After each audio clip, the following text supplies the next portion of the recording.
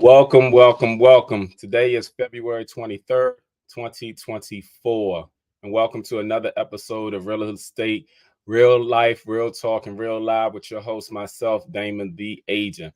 I want to thank you all for joining me today. Please make sure that you follow me on all social media platforms. That's TikTok, Facebook, Instagram, LinkedIn, YouTube, Twitter, and Snapchat. I thank you all for joining me. And as always, you'll know I like to get into the wonderful world of real estate. So today, real estate, I'm going to be briefly talking about auction slash foreclosure purchases. Now, I recently talked about foreclosures in a way, but there are some people who ask me, how do you actually go about purchasing foreclosed properties? There are numerous ways that you can do so. You can always go the typical way, which is going through the realtor and going through the MLS. And then there's also foreclosed properties before they actually hit the market that you can also buy. You just have to know who to buy them from. And then there's also those that are sold at local courthouses slash auctions. Now, I want to explain briefly how this works. Normally, when you're purchasing foreclosed properties and you're looking to purchase, especially at auctions or a courthouse, you typically have to have at least 10% of the starting bid of the home in the form of cash or cashier's check. That's normally how you can purchase it. They don't normally go by typical loan products when you're purchasing auction homes or slash foreclosures that are at local courthouses. They normally are dealing with people who have cash, mainly investors or a group of people who have come together to actually purchase a foreclosed property.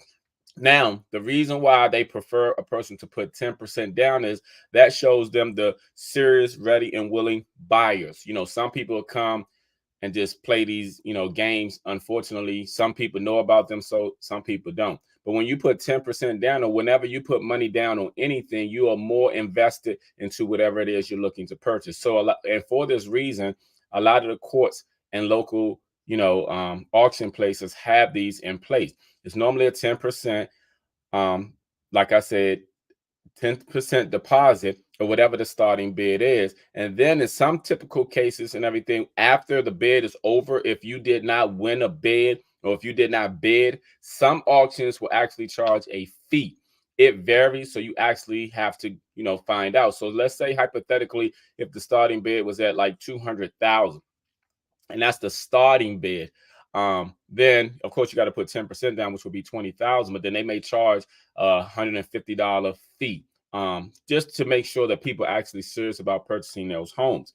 Now, when it pertains to the foreclosures, the reason why they go through the local house first is to give people the opportunity to purchase that are locally. Of course, once they hit the MLS, they are made available to anyone, local, out the country, wherever. But if you're like, say, in New York and you live, like, say, in North Carolina, until the house hits the market, or you have someone going to the courthouse for you, you're not going to be able to purchase those local homes first. So they typically send them to the auction. If those properties do not sell at the auction for what the bank deems a minimum, because banks are looking for a return. I understand foreclosed properties are owned by the bank, which is, the mortgage company that the house had foreclosed on. They're still looking for a bottom line margin in many cases. If the property does not sell at these local courthouses, then it is assigned to a local real estate agent who specializes in foreclosed properties. And that's when the house will hit the market, and then you will see some foreclosed properties out there. Now, not locally, but recently in the last, I want to say, year or two, there have been very, very few houses that have been on the MLS for foreclosures. The reason being is many of them have sold at the courthouse. So when people nowadays are looking for foreclosed properties, I always like to inform people that you have $1 million homes that foreclose. So if a house was worth $1 million and it foreclosed, do not assume that the house is going to be 100,000. No, if it's $1 million and it foreclosed, they may sell it for 750,000. That price point still may be too high for some, while it's affordable for others. But foreclosed properties normally means cheaper than the average sale in that particular zip code. Foreclosures today are not cheap like they once were. So you really have to understand the concept of foreclosures and how they work. And in most cases, most foreclosed properties are going to require work once someone does purchase them. The reason why a lot of foreclosed properties are damaged is because many people who might have owned the home, who have invested time, money, and years into a home, and when unfortunately they go through that tragic situation of losing their home, they're extremely angry. And I had one particular person who once said to me is they're not just going to give the next person all the money what they've invested into the home. So they started punching holes in the walls. They started pulling appliances out, which emotionally people, they feel like, just think about it. If you bought a house that was a foreclosed property and you spent thousands of dollars building it all up, and then unfortunately something happened to the point where you can no longer make the mortgage payment, and then you know that someone else is going to get all the upgrades that you've done, it causes some people to be angry. So in those cases and stuff, most foreclosed properties are going to require work to be done when purchasing them. Now, at the same time, though, understand that in some cases, in some foreclosures can be prevented. You know, I've dealt with some clients in which they have been, unfortunately, been months behind in payments, and the banks have sent out foreclosure notices, and they were trying to save their property. I had one guy one time, he reached out to me. We put his house on the market. We got an offer in the day. Unfortunately, he did not tell me that he had a sale date that upcoming Friday, and his house went on the market that Monday. And I asked him, why did he wait so long? So what you have to understand is if you're going through a foreclosure process, if you do not have a sale date, you still have time to rectify the situation, whether you're selling it or doing whatever. Now, understand, if you're selling a foreclosed property, getting the most money will always be typically to put it on the market. But there have been cases where people have sold to investors just to hurry up and get it out the way and everything. But understand, most investors buy low. They buy low. So if you're looking to get the most, it's always best to speak with a realtor such as myself. We can maximize the dollars on the home and get you the most money for the property. If you're just trying to get rid of it and you don't care, that's different. But you're trying to get the most, you're trying to get something from it, it's best to always speak with a local realtor such as myself to help you maximize your dollars when it pertains to the house. Now, like I said, in some cases, foreclosure can be prevented, but not in all cases, because sometimes it's so far gone, and then the mortgage companies already have sale dates, and they're not trying to hear anything. And then on top of that, once you begin the foreclose process, you got to understand there are fees tacked onto it. There's interest, there's late fees, there's attorney fees, there are all these other fees that are tacked onto it. So, including the monthly mortgage that you owe, they tack onto the balance. So if you had a balance of 200,000, let's say you had balance 200,000. Let's say you had a mortgage payment of 1,000. I'm just saying this for simple mathematics, and you haven't paid in 3 years. So that's 36,000.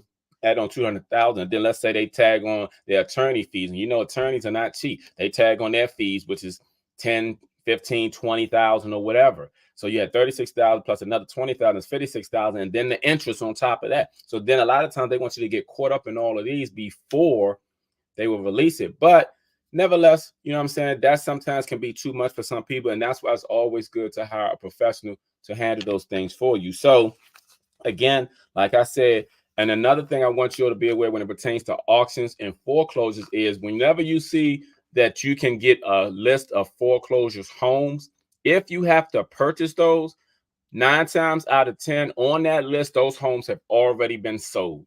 They've already been sold. Most foreclosed properties do not last long. By the time you get any list, any homes that were on that foreclosure list have already been sold, and in some cases years ago. So be very careful when you're out here looking for foreclosed properties and you thinking like, oh, I'm gonna buy a foreclosure list. No, most time that list is a list of homes that were once on the market, but at the same time, when you look into it, house sold 2 years ago, house sold 3 years ago. It is nothing recent. So again, the most recent foreclosed properties are going to be at your local courts, in which they auction those homes all. And again, you have to have a 10% down payment in the form of cash or cashier's check or money order with the starting bid. And then if they do not sell at the local courthouse, then they put them on the market. So a lot of times as agent, we can give you the second phase of the foreclosure. You know, the first phase is always the auctioning off. the second phase is once they hit the market. So we can give you those lists as well too. But again, there haven't been that many foreclosures lately because the inventory has been low. And on top of that, when there's a great foreclosure, people tend to scoop them up relatively quick. So I just want you to keep those things when it pertains to foreclosures. So I'm going to come back with my Q&A, which is my questions and answers. If you have any questions related to real estate, please feel free to post them because you're not the only one who has those questions. I'll be right back.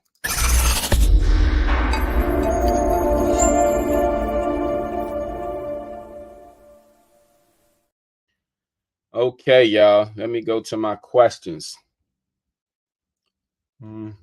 Okay, first question is, can the seller purchase a home inspection and list the findings when the property goes on the market? That away, the buyer already knows what's going on with the property before placing a contract on it and finding out later. Let me read that question again. Can the seller purchase a home inspection and list the findings when the property goes on the market? That way, the buyer already knows what's going on with the property before placing a contract on it and finding out later. Now, the answer to that is yes, the seller can purchase a home inspection to list any issues, but in most cases, the seller is not going to purchase that. That is always a cost associated with the buyer.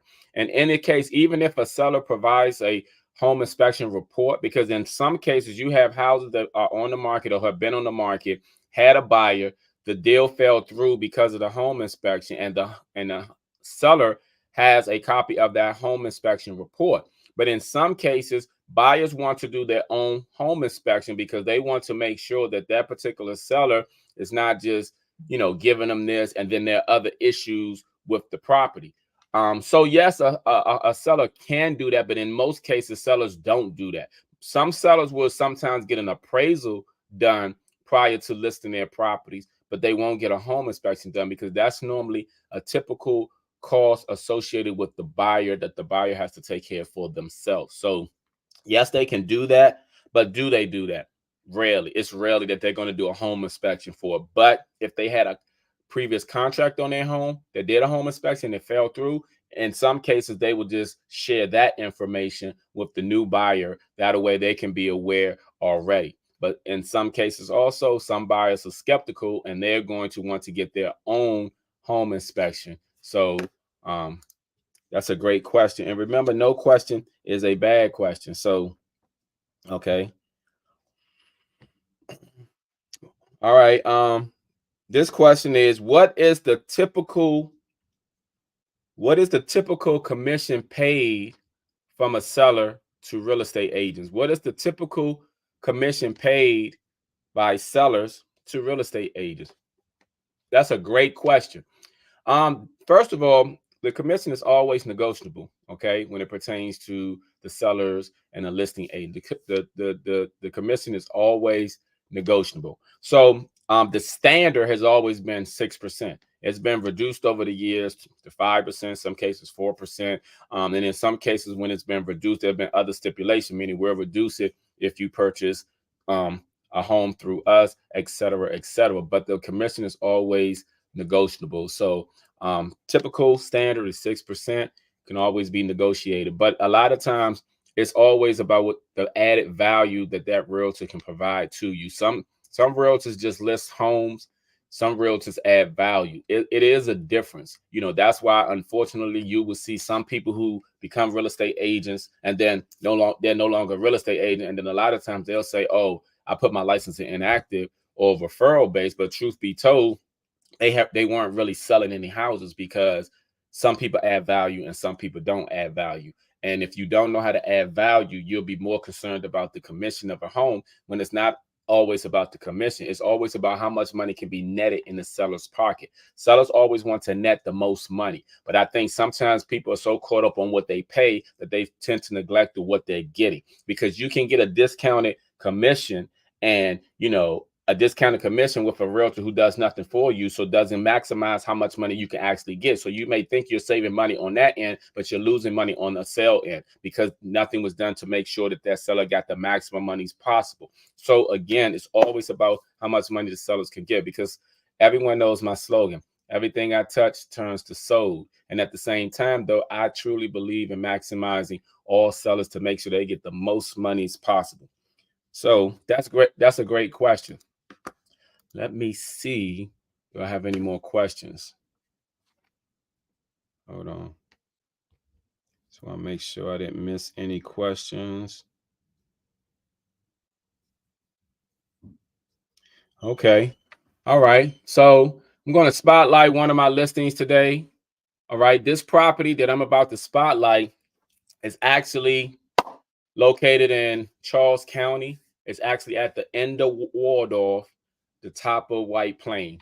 It is a single family house, 4 bedrooms, 3.5 bath. It shows very well. The owners actually put a playground in the back because they have daughters, and they're leaving everything with it. So let me show you. This is the house. This is at 5477 Friars Lane in White Plains, Maryland. The homeowners are in the process of doing some cleaning. Also, they are doing some painting as well. So as you can see, this home right here, see the playground in the back, all of that conveys with the property. It's in Charles County. It's relatively new, just was built in 2017. So this is the spotlight of house today, spotlight. And it's an unfinished basement that also has room for, I mean, it's been cut out. It has room for an additional bathroom to be in the basement and also an additional room. So currently it's a 3-bedroom, 2.5 bath, but you can add another bedroom, which will make it a 5-bedroom, 3.5 bath to the future homeowner. So I just wanted to spotlight this listing today. So right now I'm about to come back with my topic of the day, which is 2 sides to every story. I'll be right back in a minute.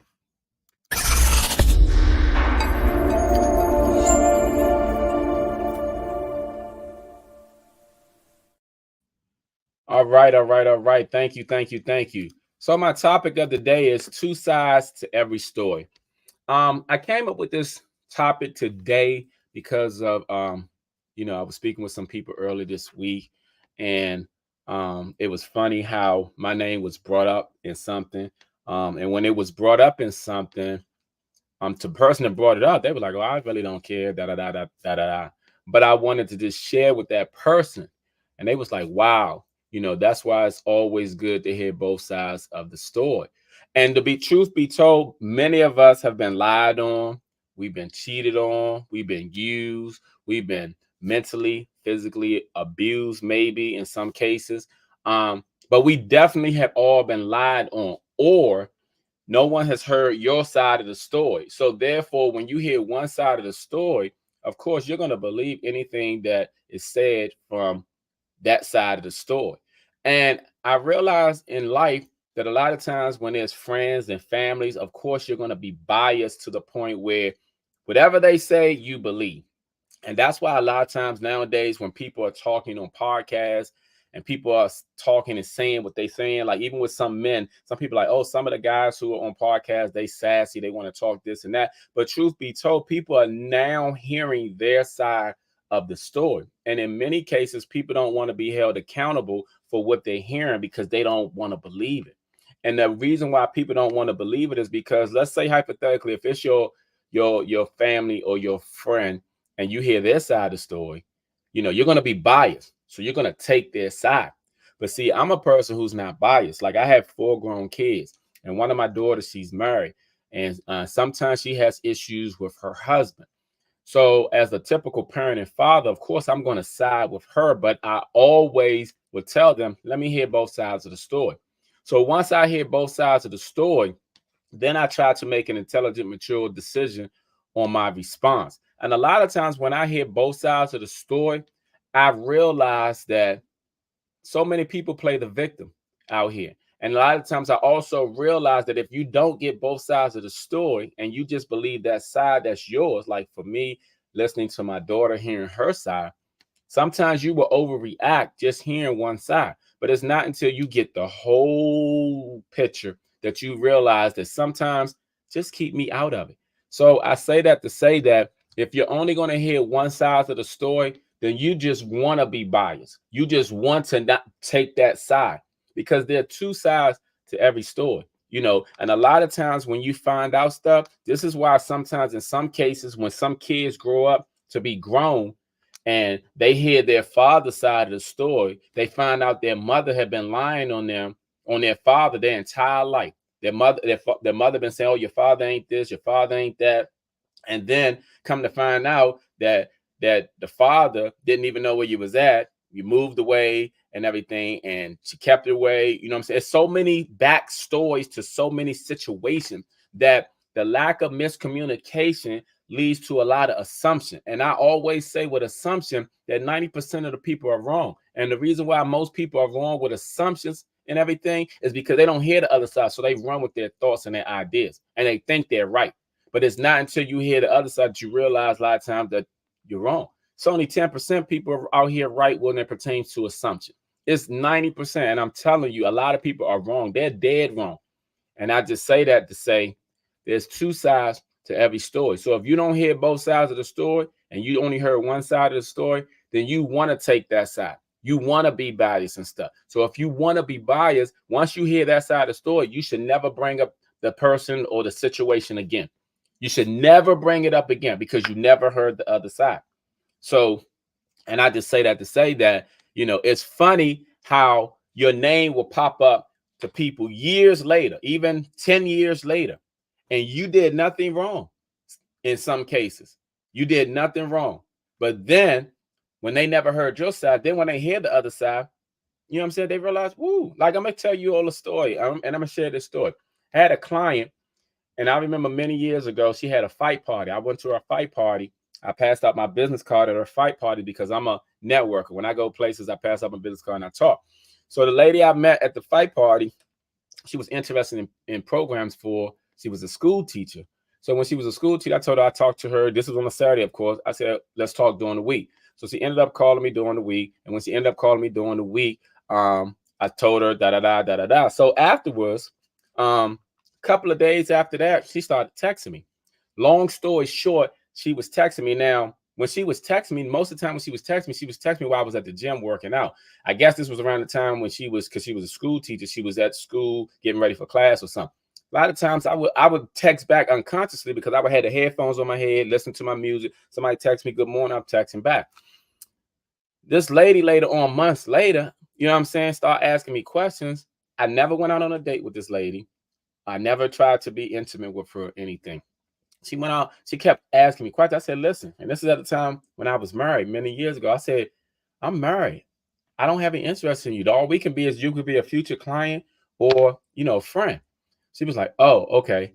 So then later on, long story short, she reached out to my then wife and everything. And you know what I'm saying? So when she did that, I reached out back out to her and she was just kind of delusional. So then when I got like real firm and I was like, look, don't call me, da da da da da da. So the client where I met the house at, I called her a few times just to check on her. And she was acting fun. She was like, oh, okay. All right, I gotta go. I'm busy, da da da. Just getting off the phone.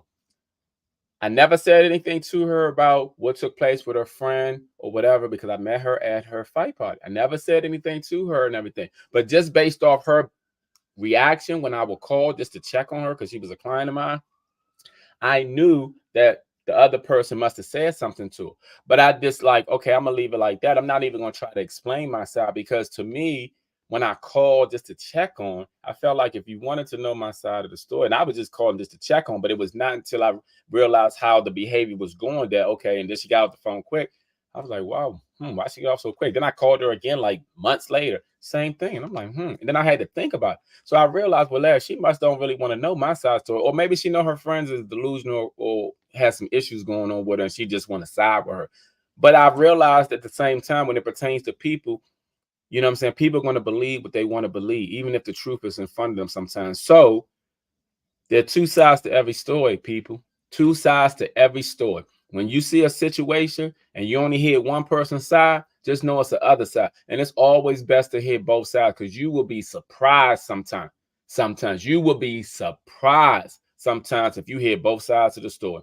Trust me. It's like when you're watching these reality TV shows or these shows and you see the plot twist and you see the manipulation that goes on in the whole scenes and scenario, and realize that, dag, if this person knew this, then they could have moved like this. But they didn't know that, so they moved like that.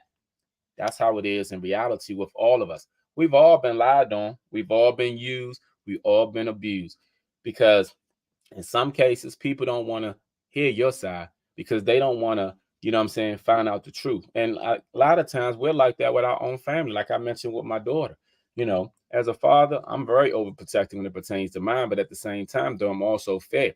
I need to hear everything and everybody. I don't want to hear them. I want to hear them, because I know how people can manipulate the situation. I know how people can play like they the victim. I know how people can tell lies. So I like to know everything that's being going on. That way I can make an informed decision. But I also realize that only the mature adults do that. And in reality, I also realize that there are so many immature adults. We all know somebody that is 40, 50, even 60, maybe even 70, that still act like they 15. They're still talking about the same thing because they've never grown up. And see, maturity is about behavior. It is not about age. So just because you are of age doesn't necessarily mean that you are mature. And because of the lack of maturity, that's why there's the lack of growth with so many adults these days. And that's why when it pertains to every story, some people only want to hear one side when they know that there's two sides to every story. I hope you all got that message. Let me do a quick recap.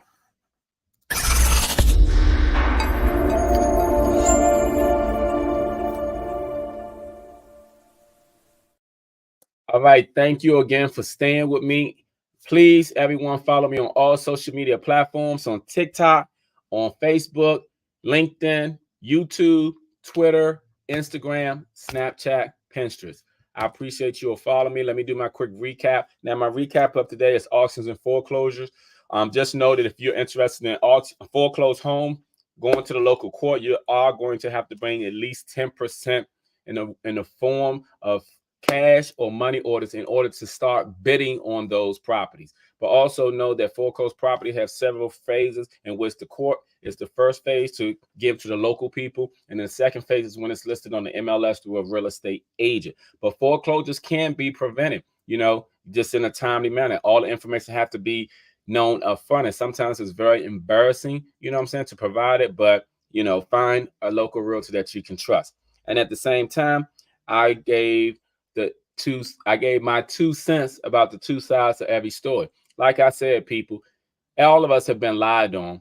All of us have been talked about, even in your own family. But at the same time, though, when people only want to hear one side of the story, just understand there's a lack of maturity running rampant around society these days. There are many people who are of age, but there are many people who also are very immature. And because of the lack of maturity, that's the reason why some people will never hear your side of the story, because everybody knows there's two sides to the story. So I just want to thank you all for joining me as always. I appreciate you all. I will not be on next week. I'll be back in March. Next Saturday on March the 2nd is my birthday. And next week I will be in Vegas. So I will be in Vegas from Sunday through Thursday, and I'll be back the following week. So I will see you all on March the 8th. I believe that's the date. So I thank you all for joining me. I thank you all for tuning in. Please make sure you follow me. I'll see you all in 2 weeks, and you all have a great weekend.